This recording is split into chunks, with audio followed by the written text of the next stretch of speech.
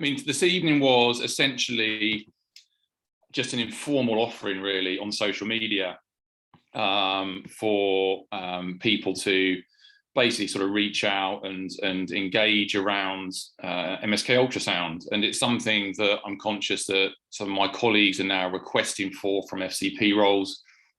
And I just thought I'd be very happy to sit here and talk about musculoskeletal ultrasound, and for people to essentially get a bit more of a flavour as to what it can offer their practice. But also, I think probably more tonight, it's about the requesting side, I would imagine, so that people understand the advantages of this imaging modality, but also perhaps some of the limitations of it as well. So when you're requesting for ultrasound, just understanding, the sorts of things that are well visualized with ultrasound, the sorts of things that aren't well visualized with ultrasound as well.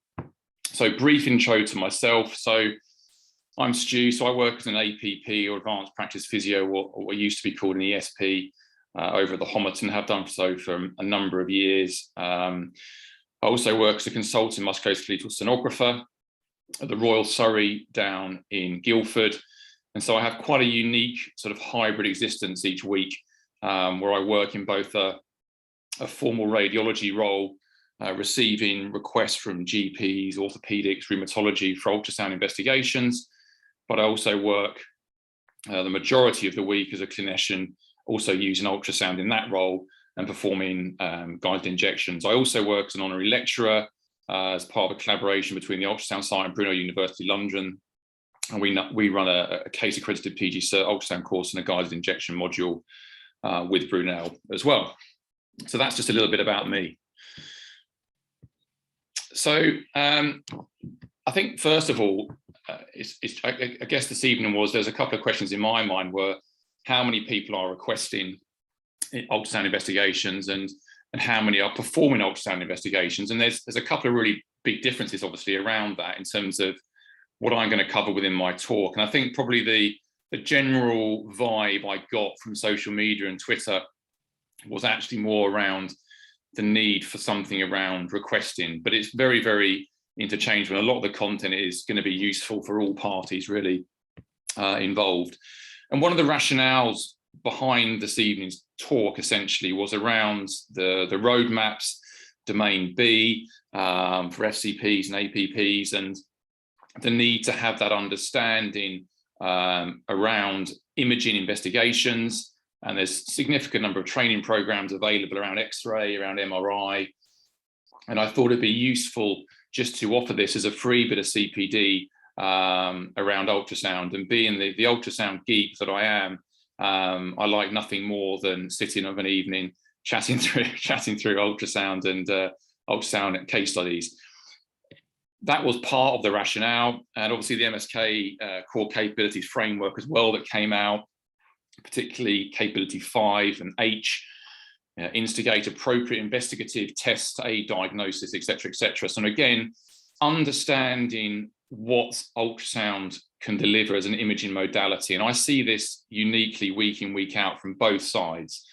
So I see referrals that come into radiology for investigations, but I also work with colleagues who are potentially requesting ultrasound investigations as well. So it was very much around that rationale. There's also recently been some significant developments within the physiotherapy profession, which has been a really good step forward, and has been something that myself and many colleagues who've been working in ultrasound have been keen to develop over many years.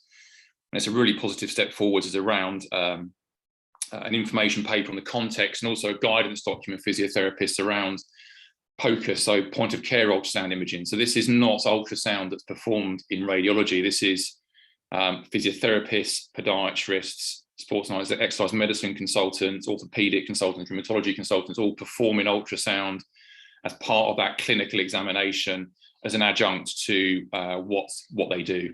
And so physiotherapists have recently developed this document to give guidance to the profession, which is a really positive step forward. So there's a few things, those 3 things there probably were the main drivers for tonight's talk.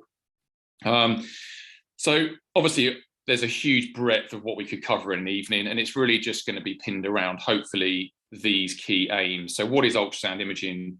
And I appreciate this is probably teaching some of you to psychiatrists are probably very familiar with this and very familiar with some of the content I go through, but hopefully there's some useful nuggets in there for all of you.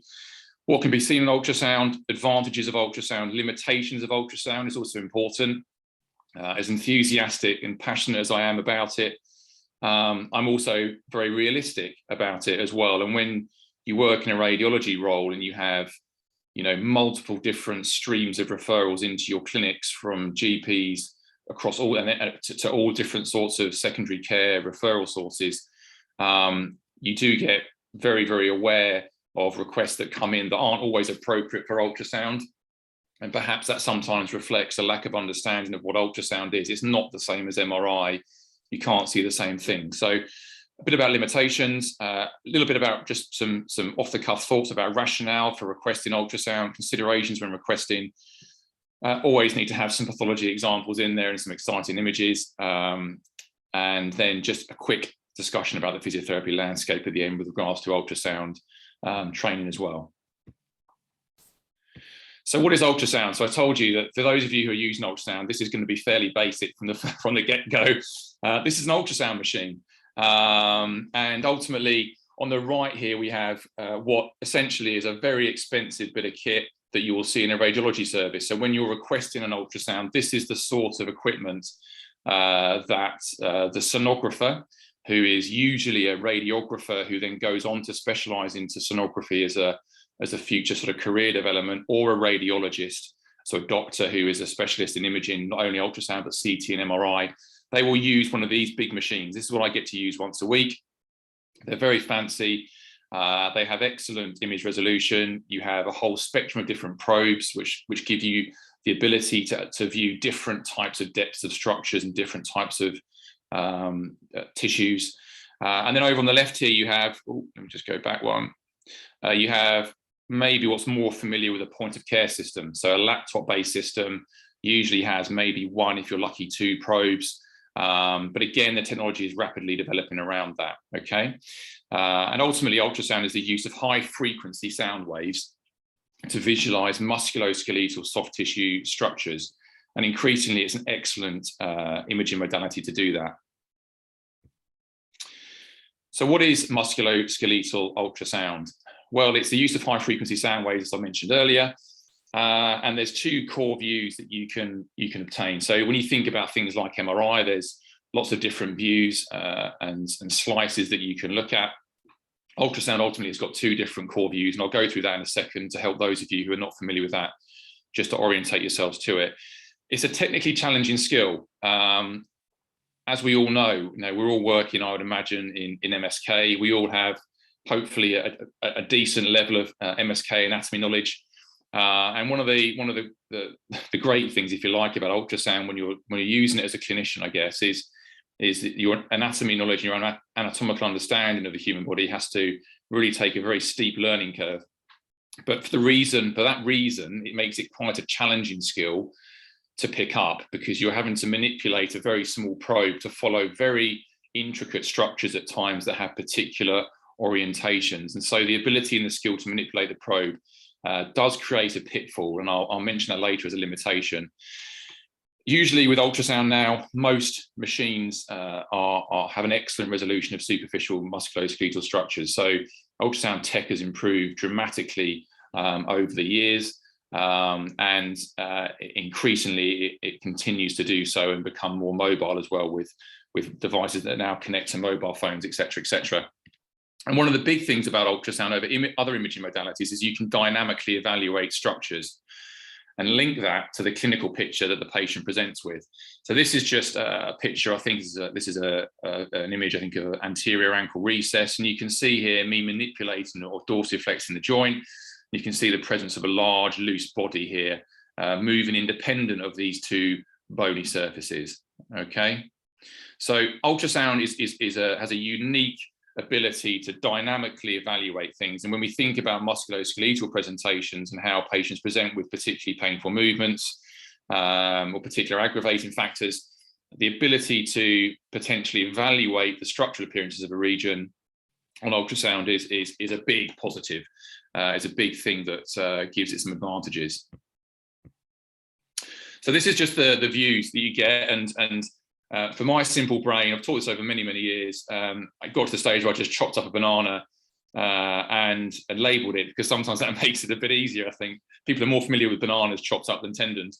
So at the top here, what we're looking at are two core views. Okay, so you've got a cross-sectional view, or short or transverse view. And one of the great things about ultrasound is that people use about 5 different words to describe the same thing.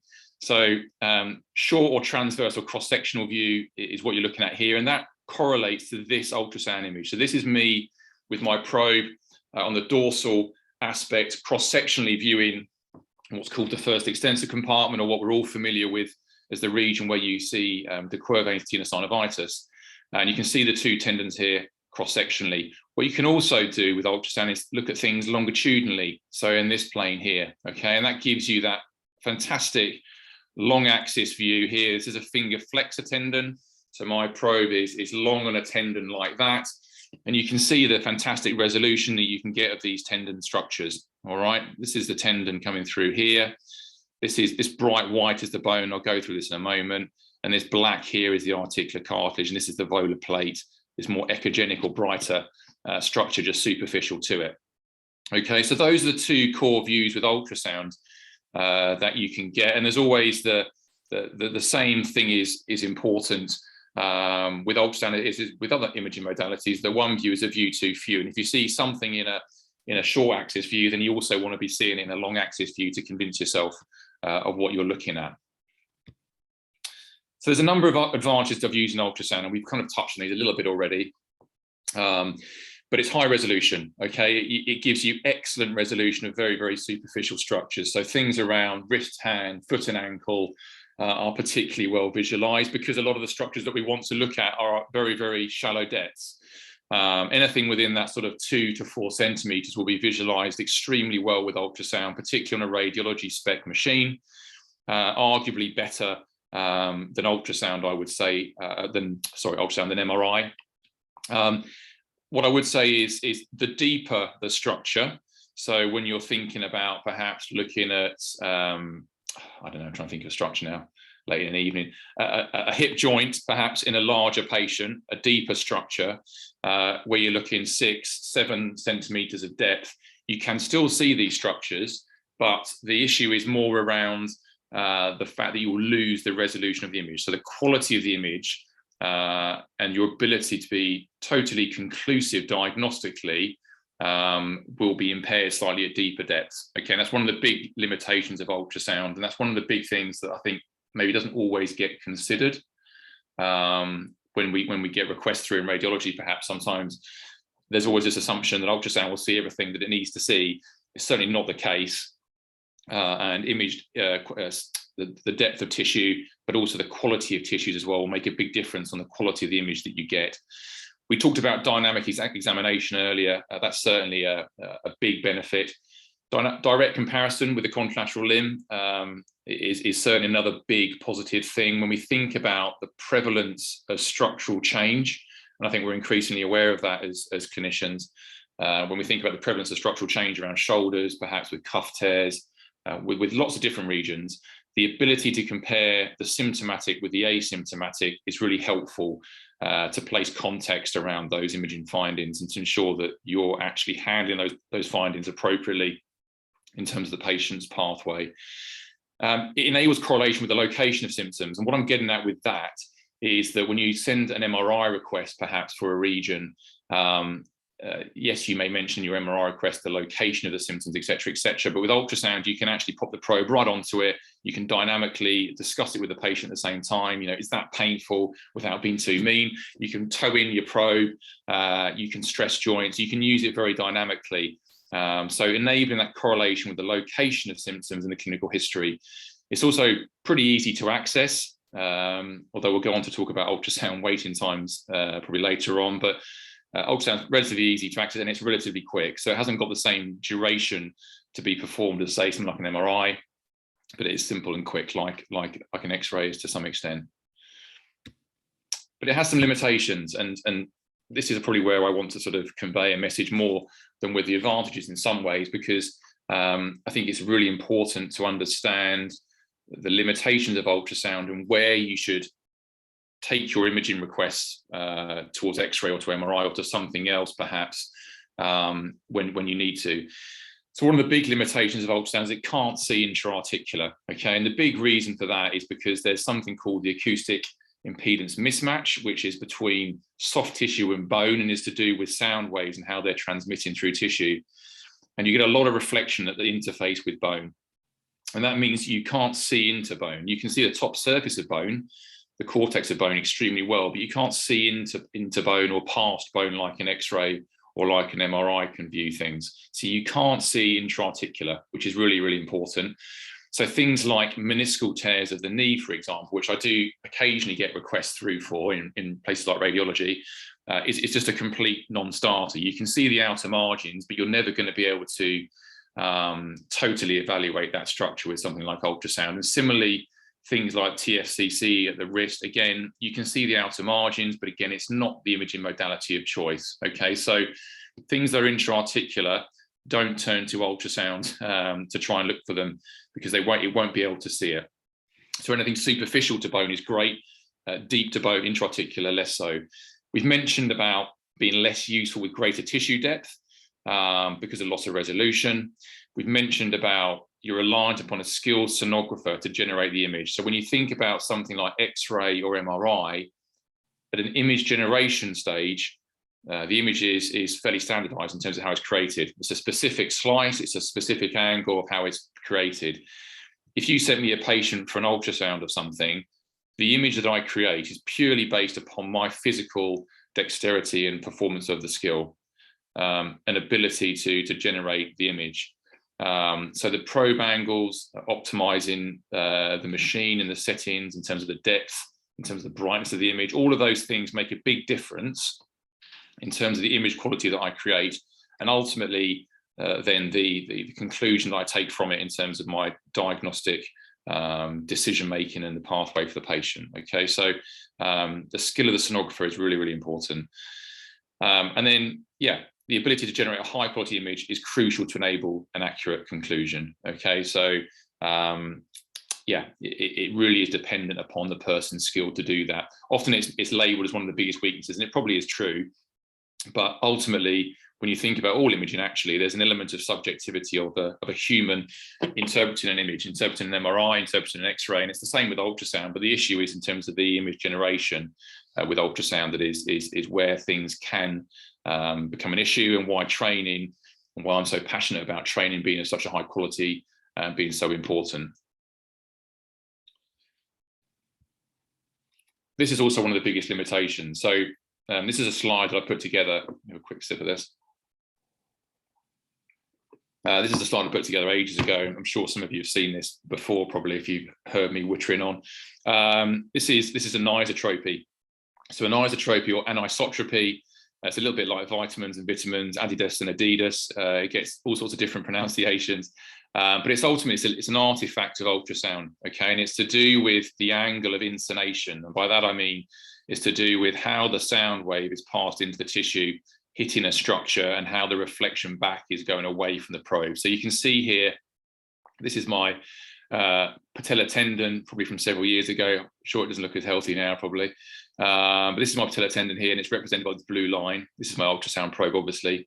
And you can see I'm really nice and perpendicular to that structure. Yeah, so I'm hitting it nice and perpendicular. The sound waves are coming back to the probe and generating a really nice, bright patella tendon across the screen. Okay, that's a big structure of patella tendon, sometimes sort of 5 centimeters in width, easily the width of an ultrasound probe sometimes. And then you can see if I angle my probe just slightly off, the sound waves hit the structure and then bounce away from the probe. So they don't all come back to the probe. And so as a result of that, you get a darker appearance of the tendon. Now, I know that that's not a tendinopathic tendon, just purely because you don't tend to see that change in the mid-substance of a patella tendon. But it serves the purpose to show you what a tendinopathic tendon could look like in terms of being darker or more hypoechoic at that point. So you can see how the angulation from this graphic makes a big difference to the image quality. And as a result, it makes a big difference to the diagnostic conclusion, and ultimately then impacts potentially the patient's pathway. So this is just something put together this evening just around the rationale for requesting an ultrasound imaging investigation. And obviously, as I started to write this slide, it's one of those things where every patient scenario has its own different nuances, doesn't it? And it certainly wasn't going to be a case of me putting together a slide that covers every musculoskeletal tissue in the body and its rationale for having ultrasound use as an imaging investigation. So it is very much a patient specific presentation. And what I would suggest as well is you consider the person who's performing the ultrasound as well. So as a clinician, don't necessarily assume that the person performing the ultrasound investigation will understand the terminology and the clinical nuances that you maybe put in your request. If it goes into a radiology service, these are imaging experts. They are not necessarily a clinician as you are, but they are experts in the use of ultrasound to generate a high quality image. Okay, but they may not necessarily appreciate perhaps the subtleties of the clinical presentation that you're kind of also referring to within your request. So being very, very clear about a particular structure perhaps that you want to see, rather than taking shortcuts and saying, I was lateral ankle pain, are there any particular sort of tendinous structures that are causing issues or whatever? Be very specific and say, is there perineal tenosynovitis, for example, perhaps, or whatever. Think about the depth of the structure that you're concerned about from a clinical perspective, okay, and that you're trying to evaluate. Think about the patient's body habitus as well, as we mentioned earlier. And sometimes ultrasound may not be the most appropriate modality to evaluate that in the way that you want to. So if you want to know about tendon integrity, perhaps, or you want to know, I don't know, about a particular muscle group or something else, but we're talking about a larger patient and the structure by the nature of its anatomical location is quite deep, ultrasound is probably going to struggle. Doesn't matter who's doing it, or on whether it's on the fancy big cart machine or the smaller machine, it may be a bit of a challenge. Okay, so just think about that when you're requesting ultrasound investigations. Sometimes it will struggle maybe to look at those deeper structures. Be clear on the request with a specific rationale for imaging. And I've created, again, this is very last minute, I created a few examples of requests in a moment, which will elaborate on that point more. But also depend on your job role, and I guess from where you're requesting from and the nature of your local service that you work within, do obviously consider your local pathways and the appropriate route for management. And by that, I mean, if you're working in an FCP service in a GP centre and you're thinking you've got a patient who presents with X, Y, and Z, and maybe you could send them for an ultrasound, I would also just be conscious that, it may also be appropriate for them to go and have a further clinical workup if they're going to have ongoing care and follow the usual pathways. So what I'm not encouraging is lots of isolated ultrasound requests off the back of this evening's webinar. Very much, obviously, be aware of your local pathways and engage with those. And that will help sort of make your requests more appropriate, I think, as well. And increasingly, ultimately, a lot of APP services or within MSK hubs are now delivering sort of POCUS or point of care MSK ultrasound, where ultrasound is being linked into the clinical picture and the clinical presentation. So being aware of those kind of things. And then I guess the other thing is just being aware, is another form of imaging more appropriate? All right. And we talked about intra-articular structures, we talked about deeper structures, and sometimes going to things like MRI may be more appropriate. This is another graphic that I did a while ago, just to show and just to highlight that this diagnostic ultrasound is part of your overall clinical reasoning process. Okay, so you are getting structural information and you are integrating it as one of those building blocks very much into that process. Okay, so just a couple of examples about requests, and these aren't necessarily real requests, but these are the sorts of things that I maybe experienced within my radiology role. Requests like shoulder pain persisting, and it just comes in for an ultrasound, for example. It's not necessarily the most helpful request. We all know that the limitations of imaging around shoulder pain and how maybe doesn't always necessarily correlate with the patient's pain and symptoms. Knee injuries, query meniscal tear, we talked about before. Ultrasound is not the modality of choice to evaluate those things, and things like osteoarthritis of a DIP joint. Again, first of all, does imaging need to take place for those kind of presentations? But also things like X-ray and things maybe also be more appropriate or can be appropriate for those sorts of things as well. So just thinking about the rationale behind the request and ultimately being more specific. So for example, is there a full thickness defect within the supraspinatus tendon? Is there active synovitis of a specific MCP joint that would lead that referrer on to referring that patient on the rheumatology or down that pathway? There's localized persisting forefoot pain. They're focally tender in the third, fourth web space. Please evaluate for a Morton's neuroma, a specific request rather than forefoot pain. If that comes into a radiology clinic, you're then faced with, and I personally don't mind it too much because I very much have a clinical hat on a lot of the time and run it as a sort of an MSK triage service to some extent. But the more specific you can be with the request, the more specific the sonographer can be with evaluating that region and giving you the information that you want. I can see there's a few questions coming in. What I'm going to do, guys, is come to those at the end. I hope that's okay, because my brain can't deal with too many things at once.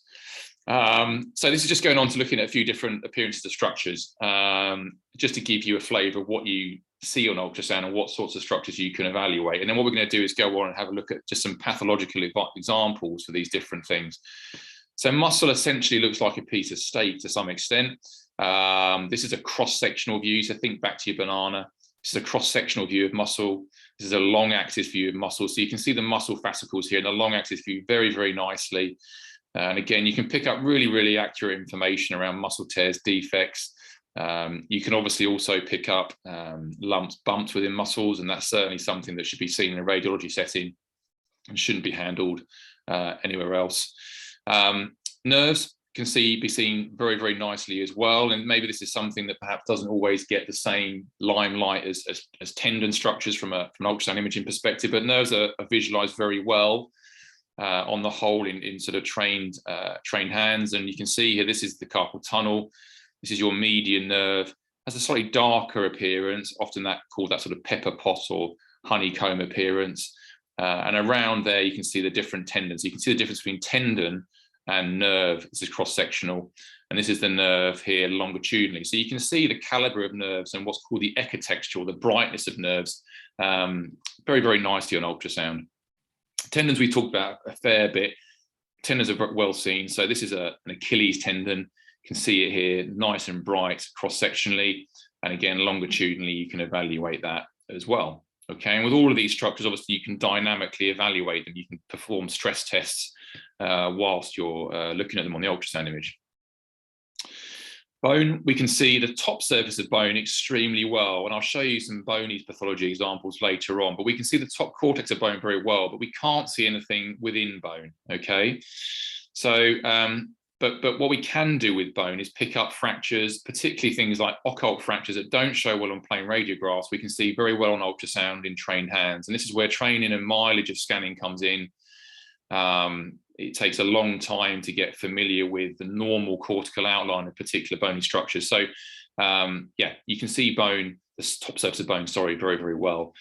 Ligaments we can see very nicely. So this is obviously an example of a lateral ankle ligament. This is from a paper by Galano with his permission to use it. It's an excellent paper, actually. Ankle ligaments, ultrasound, put it in Google, Galano 2010, really good anatomy images.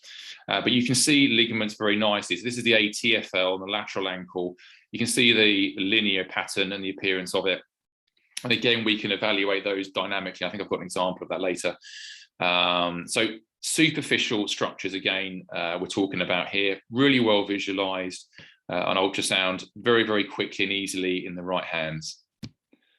So just going on now to talk about a little bit about pathology. Now, this is very much at a superficial sort of level, not to overload you guys this evening, but I wanted to give it a little bit of flavour as well. So normal tendons and ultrasound, we've mentioned just a second ago, but this is the normal architecture, and we can see the type 1 collagen arranged in parallel aligned fibrils and fascicles, and they're normally relatively avascular. So we can also use a setting called Doppler on ultrasound around joints for synovitis, but also around tendons, looking for inflammation as well. And certainly many years ago, neovascularity of tendons was a rationale to sort of approach treatment techniques in a particular way.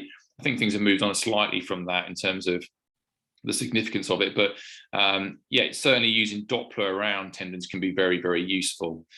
This is an example of a mid-Achilles tendinopathy, which I'm sure we're all very aware of clinically. You can see here the classic thickened appearance of the Achilles tendon itself. Let me just let a couple of people into the room. There we go.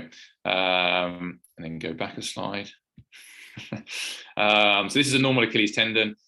Tendinopathic Achilles tendon. You can see a small intrasubstance defect in the tendon itself there. It's hypoechoic, it's darker, it's not as bright, and it loses that normal tendon echotextural appearance. You can see here a longitudinal view of the tendon, much thicker. But again, you can see it really, really clearly. And that's the key message I'm getting across to you today, is that ultrasound is a great imaging modality for these superficial structures. Patella tendons, and there you go, right on cue, some Doppler activity around the proximal portion of the patella tendon. This is the patella tendon long axis. This is the patella here. And you can see the tendinopathic change often affects the deeper fibers, and you can see it here. This is Hoffer's fat pad underneath here. So again, superficial structures seen very well, and certainly structural change can be very, very easily picked up. The challenge then is the relevance of it.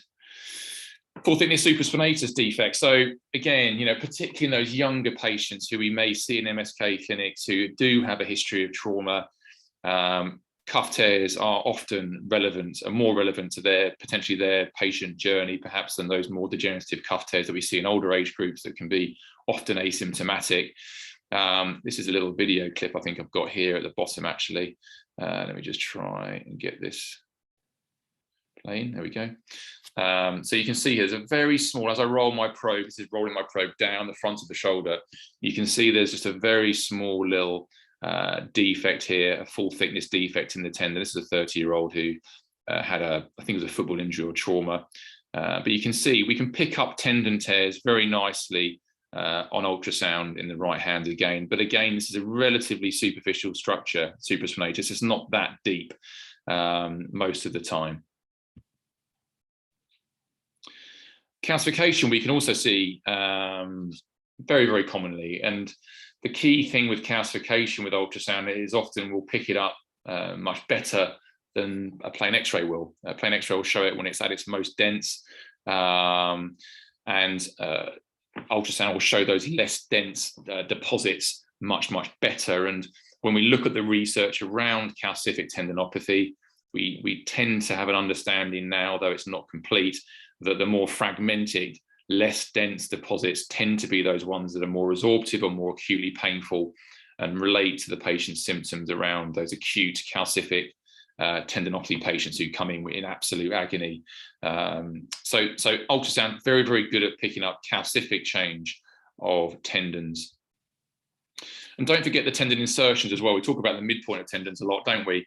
And we get very excited about that, but don't forget actually where it attaches to the bone. And ultrasound is a fantastic modality for picking up inflammatory changes. So those patients perhaps who have tendon insertion pain, and you're suspicious maybe of some other inflammatory type symptoms, ultrasound is a great way to evaluate those tendon insertion sites. Okay, so you can see here a little cortical change or erosion on a distal Achilles insertion, and that enthesitis essentially, where the Achilles attaches here onto the bone. Be careful here. That dark area is always a classic pitfall where people will sort of say, oh, it's tendinopathy. It's not. That's a good example of anisotropy because of how the fibers are diving down towards the bone and the probe is still staying parallel. So you're seeing these fibers nicely, but not these fibers here. So it's a good example as well of the limitations that we talked about earlier on. We can see ruptures very well. So these aren't the best images of Achilles tendon ruptures, but I see a lot of these in radiology that come through from A&E. Sometimes they're not the easiest thing to see, despite the obvious clinical presentation, because of hematoma formation that you get and scarring within the area and bleeding.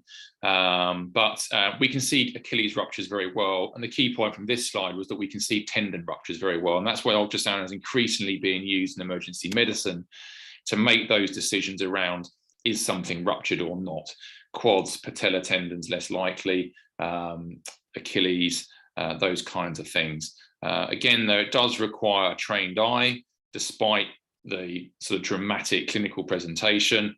You can see here, this is plantaris just sitting adjacent to the rupture of the Achilles. In untrained eyes, that could still be called as having some fibers intact of the Achilles tendon, but it's not. It's plantaris just sitting there, still intact when the Achilles has ruptured. This is a hematoma that, again, can sometimes cause issues with healing as well.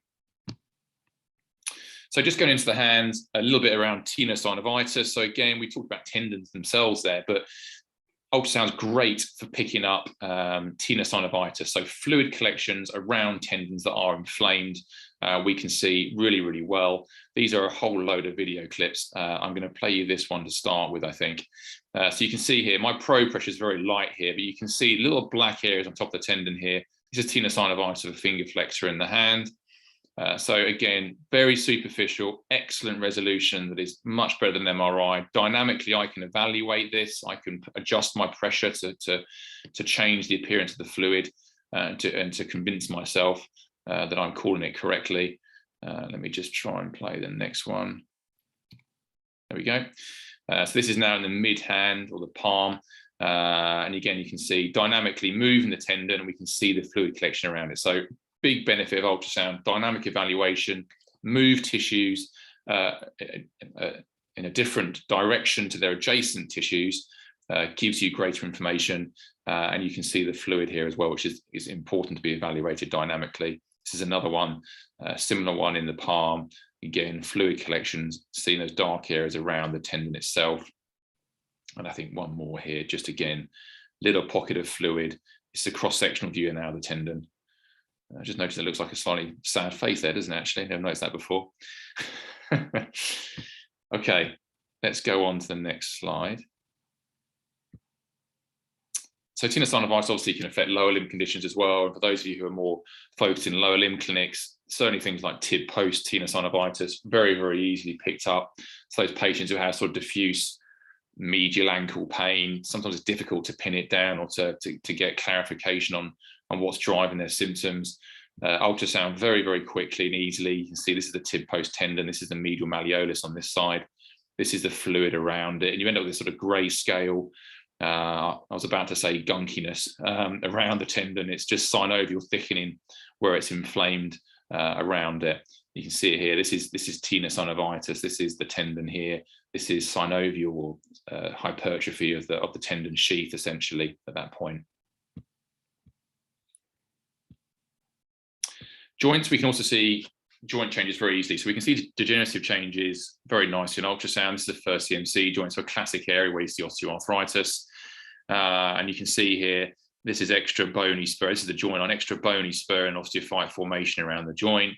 And this is inflammation around it. So ultrasound can certainly evaluate these things, but do be mindful with these kinds of conditions. X-ray is also useful, isn't it? And ultimately, it's a sort of condition that you can often just diagnose from a clinical perspective. I tend to see these patients when they come in for a guided injection, rather than ultrasound being used to diagnose osteoarthritis of the thumb joint. So there's a strong clinical evaluation role there. You don't necessarily need imaging. But where ultrasound is fantastic to give that extra bit of clinical information, and that's where I find it really useful or really exciting, is when it makes a big difference to the patient journey and adds value to the clinical examination, is inflammatory conditions. Okay, so particularly things like erosive change. You can see here on the radial aspect of the MCP joint. This is what we saw earlier on, little erosive change around tendon insertions. And ultrasound is superior to X-ray and to MRI around erosive changes, but it does take a trained eye, and clearly erosive change comes some way down the line in terms of someone's pathology or inflammatory pathology as well. And often these patients are getting picked up quicker nowadays anyway.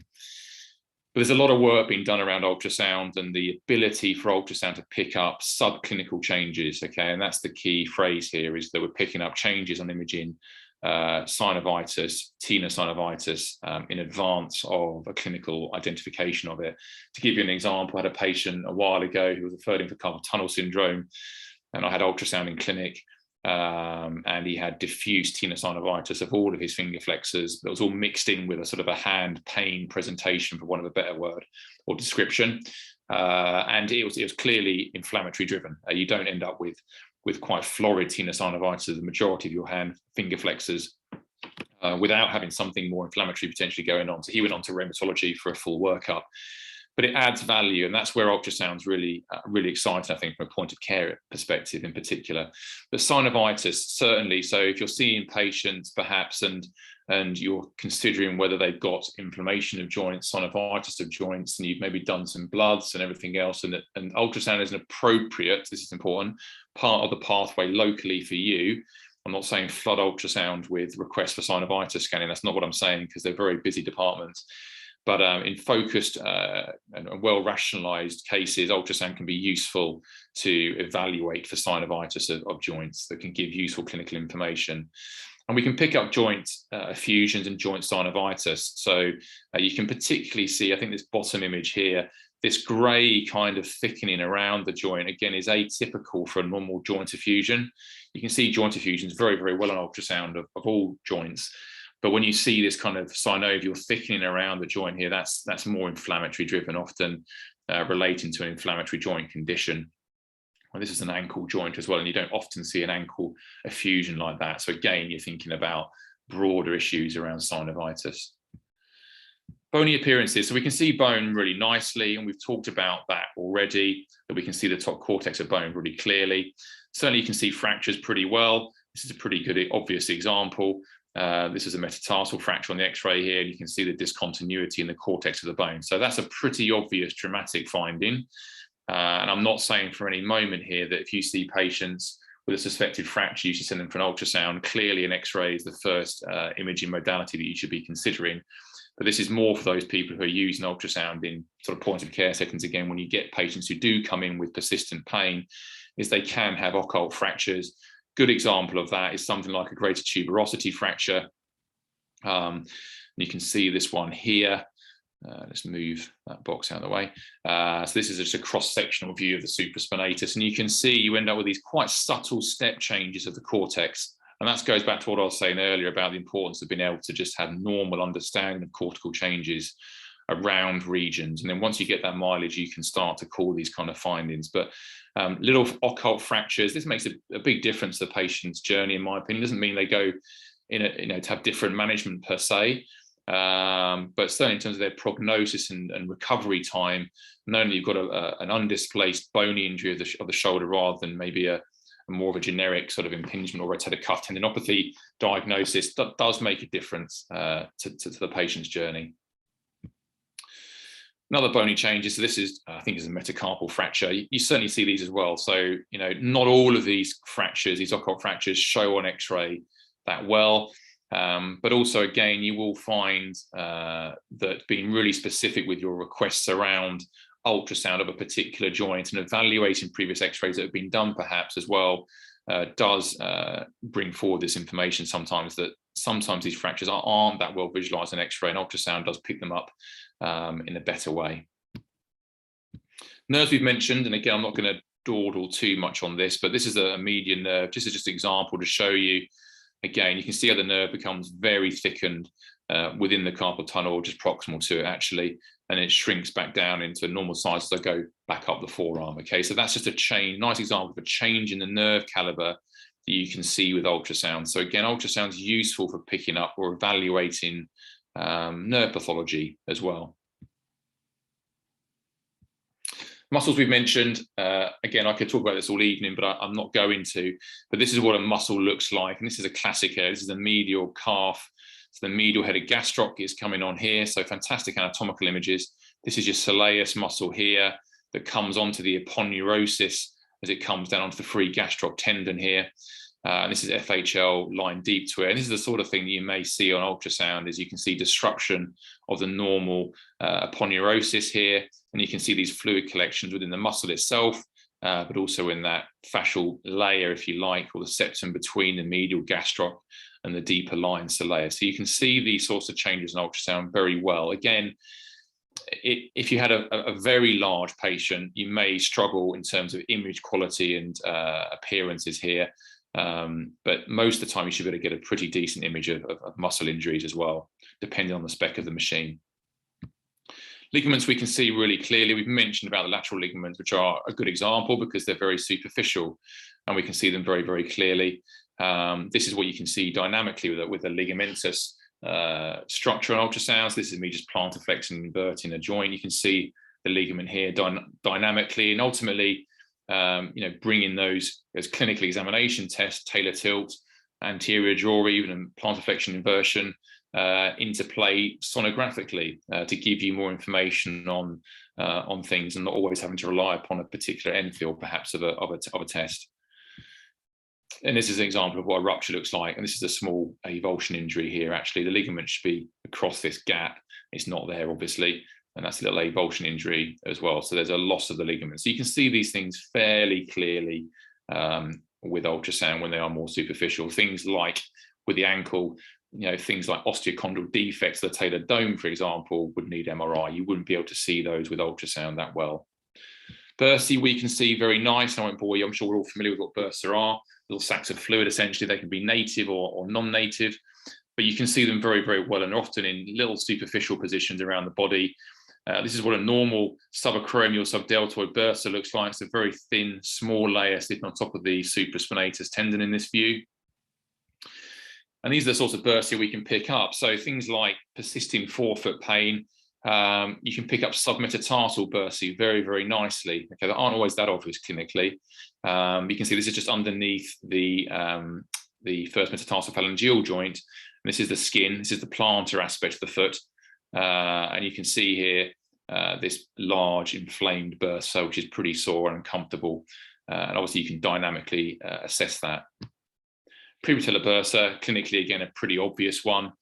We do get requests through radiology to confirm them rather than any other sort of soft tissue lump and bump. But again, you can see them very easily. Superficial structures, well visualized on ultrasound. And that's the end of the talk.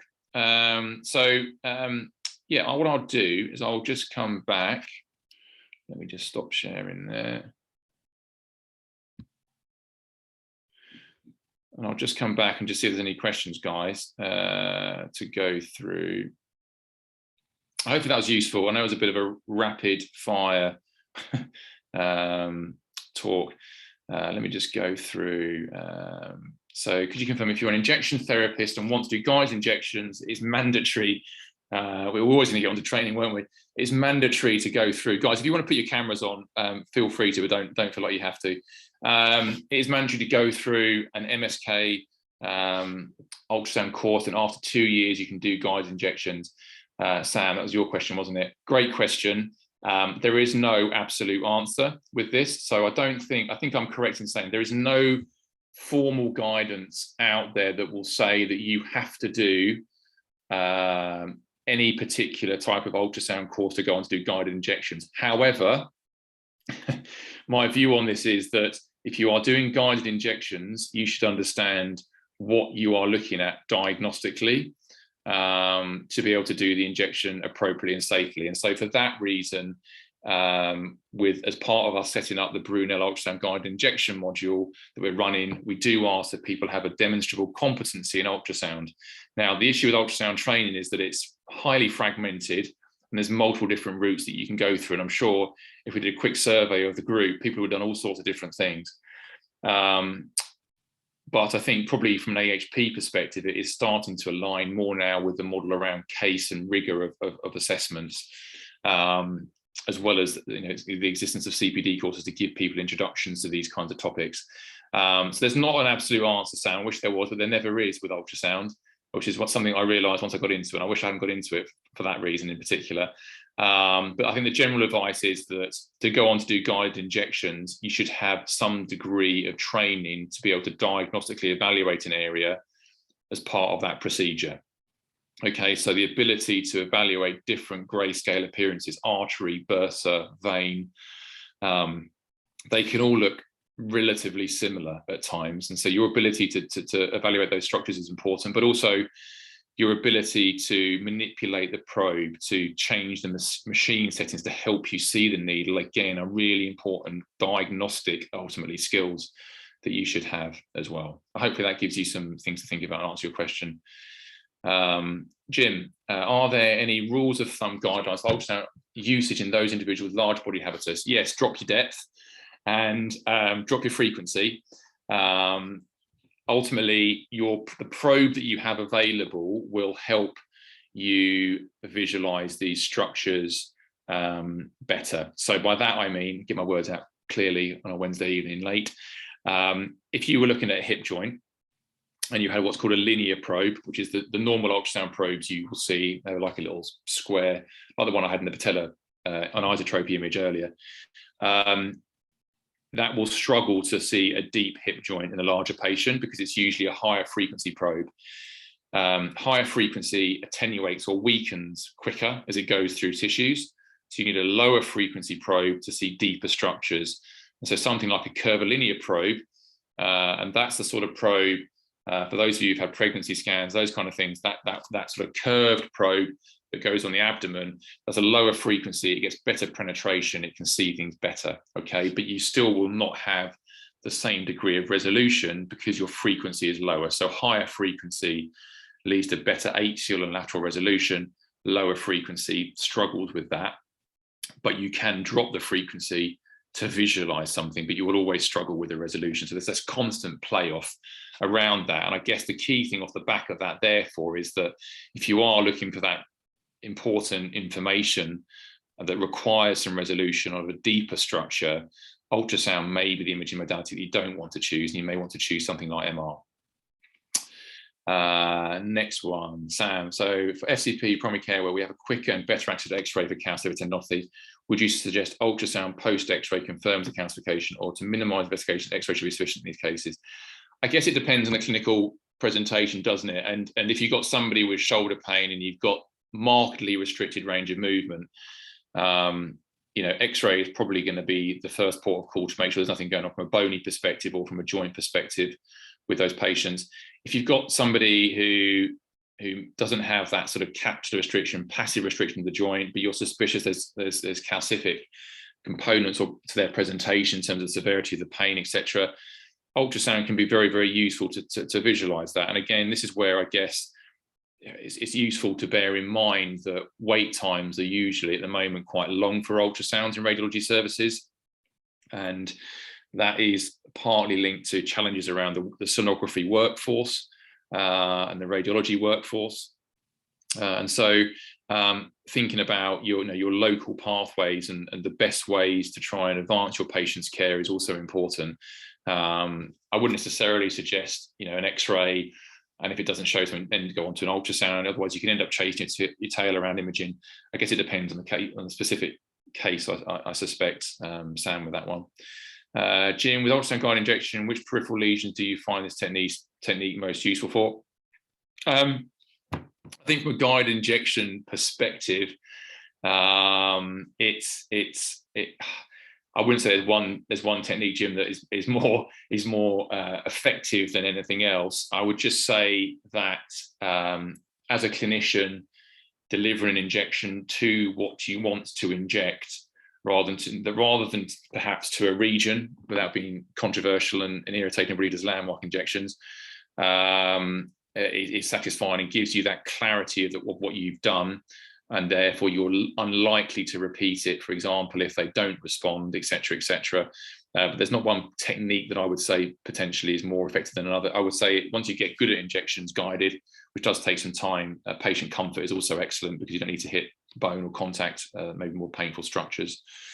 Some nice feedback, which is always good to see. And just some other comments. Perfect. Waiting times is the issue. Yes. Yeah. No, it always is, isn't it? I can sit here and chat with my cup of coffee about how ultrasound is great and everything else. The reality is that it's obviously the individual pathways, local practices, waiting times obviously make a big difference to your decision making around things as well. All right. I hope that's been helpful, guys. It's just, again, as I said to you earlier, it was really just meant as an informal kind of opportunity to discuss things, really. And I'm just hopeful that maybe some of you have found something helpful from me whittering on for the last hour. I think hopefully it gives those of you who are less familiar with ultrasound a bit more understanding of the advantages of it and the limitations of it as well. So when you're requesting, hopefully it may help your requests become a bit more appropriate. Always happy to answer questions. I'll stick my my email in the box here now. We've got another webinar scheduled for the 15th of August, which is going to be a really exciting one with Pip White from the CSP and Dr. Mike Smith from Cardiff University, who are both involved with myself in developing the POCUS guidelines for the CSP. So have a look. I'll stick it on Twitter or something. Have a look and register for that if you're interested as well. That's going to be a really interesting discussion around all the medical legal nuances and considerations of ultrasound imaging and everything else, which is something that I find fascinating. So yeah, have a good evening. For those of you who are still into Love Island, you're going to make it. You've got 2 minutes. Otherwise, keep in touch, and hopefully that's been really helpful. That's my email going on to the chat there now, hopefully. Let's have a quick look.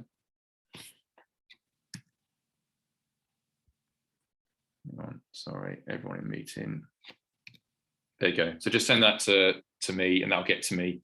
I'm always very happy to have a chat to people. More than happy to reach out and chat through training conundrums, which is often the challenge that people have when they want to try and use it in the point of care. Anyway, I'll let you all enjoy the rest of your evening. Thanks very much for joining. This has been recorded, so I will. I'll probably take it down, just crop it down and tidy it up a little bit, and then I'll share it somehow with you all over the coming weeks. And you've got it as a bit of a resource then. Hopefully that will help from a bit of CPD this evening. All right. Take care, guys. Bye.